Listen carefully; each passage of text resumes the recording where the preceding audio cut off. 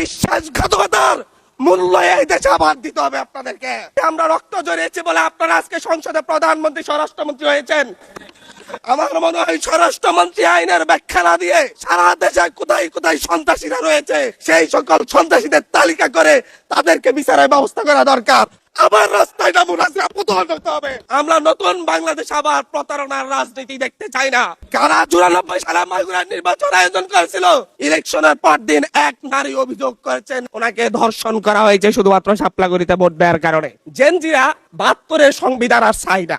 আমি এসেছি, ওনার বক্তব্য 6 মিনিট। মাননীয় স্পিকার, আমি বুঝতে পারছি না সময়গুলা কিভাবে বন্টন করা হয়। সরকার দলের হলো 8 মিনিট, বিরোধী দলের হলো 6 মিনিট।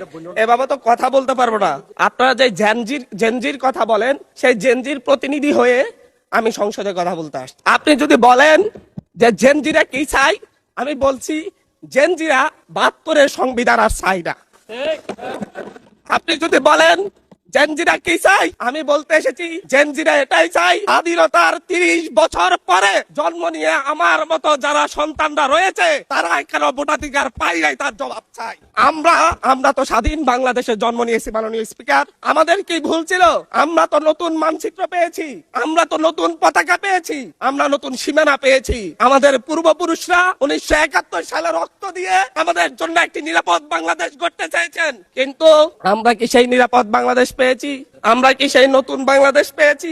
71-এ 30 লক্ষ মানুষ শহীদ হয়েছে, জীবন দিয়েছে, তাদের পরবর্তী সন্তানরা যেন নিরাপদ বাংলাদেশে ভোটাধিকার পায়, যেন রক্ষী বাহিনী না হয়, যেন আবার দুর্ভিক্ষ না হয়। কিন্তু আমরা কি দেখেছি? আমরা দেখেছি বাংলাদেশে দুর্ভিক্ষ হয়েছে।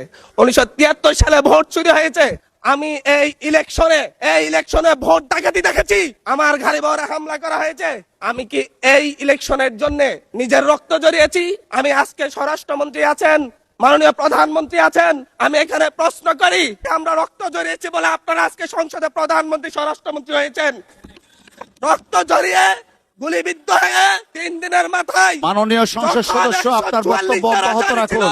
144 ধারার মধ্যে আবার নিজেই গুলিবিদ্ধ পা দিয়ে বের হয়ে গিয়ে সংবাদ সম্মেলন করে বলেছি আবার রাস্তায় নামুন, হাসিনা পতন হতে হবে। আমরা বলেছি নতুন বাংলাদেশ দিব।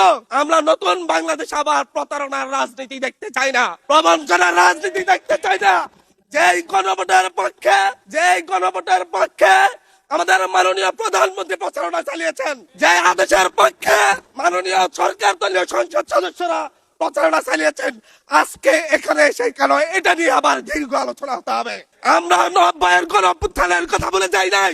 3 জোটের রূপরেখা হয়েছে, বাংলাদেশ গণতান্ত্রিক ভাবে উত্তীর্ণ হবে কথা হয়েছে,